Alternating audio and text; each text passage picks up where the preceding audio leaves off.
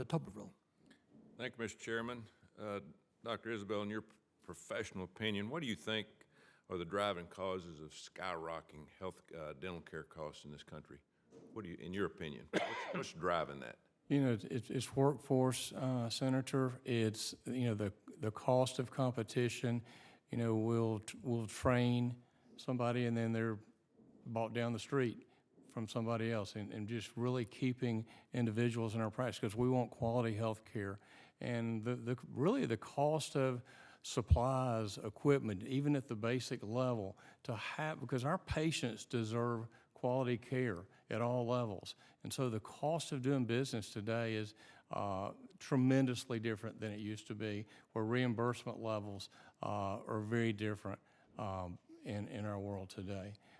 So it is challenging to be able to make it work today to take care of our patients. And our patients deserve quality. So we sit down with every patient, spend time, we teach our patients. We believe so much in oral health literacy and teaching patients from the bottom level, getting involved in the schools and in every state. And I think it's important that we really educate people the need for oral health care. And I think all the panelists will side with that. I think but the cost of doing business has gone up tremendously, especially since COVID.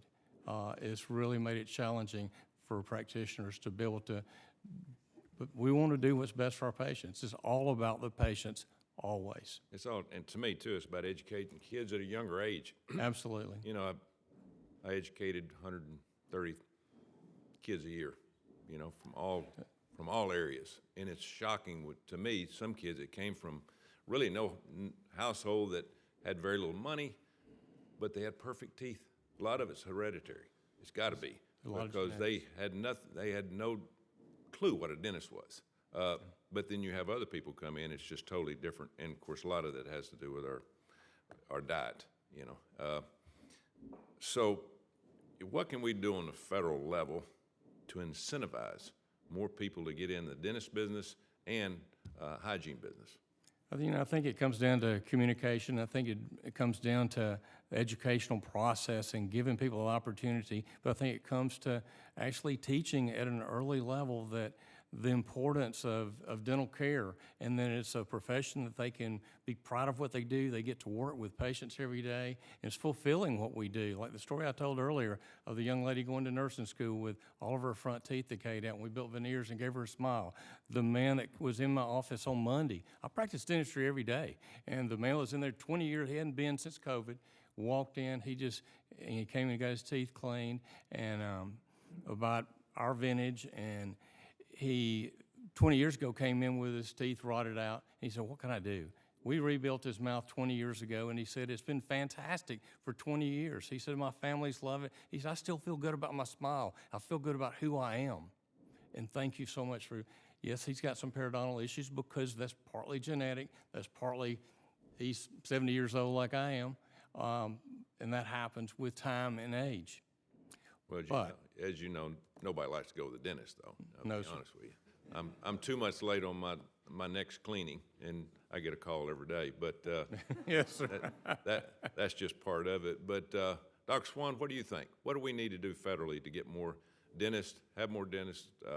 I know it's costing a fortune now in our universities that are going up 800% in terms of tuition cost in the last 10 years. It's ridiculous. But what do we need to do to get more people involved?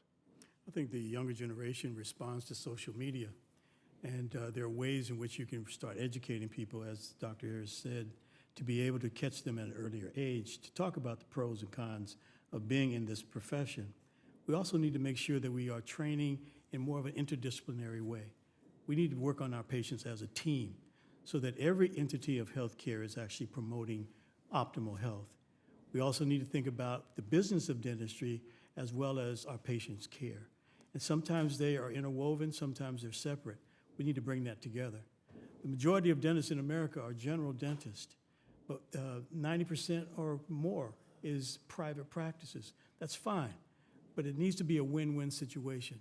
If you took the state of Massachusetts that has 7,000 dentists, if each one of those just said, "I will see 5 mass health patients a year," just to say, "I'll do it," That would mean that everybody, along with the FQHCs, would have a dental home. And then if you cross-train in medical schools, nursing schools, and pharmacy schools about all the systemic illnesses that come out of oral health, most medical nursing schools don't do anything around oral health. We are trained in silos. That's archaic. So there has to be a shift towards inclusion and being able to make sure that as healthcare, that we're all given the same message, that is accurate, is research proven, and we're actually educating our patients about preventing dental disease, which most of it can be prevented. Thank you. Thank you, Mr. Chairman.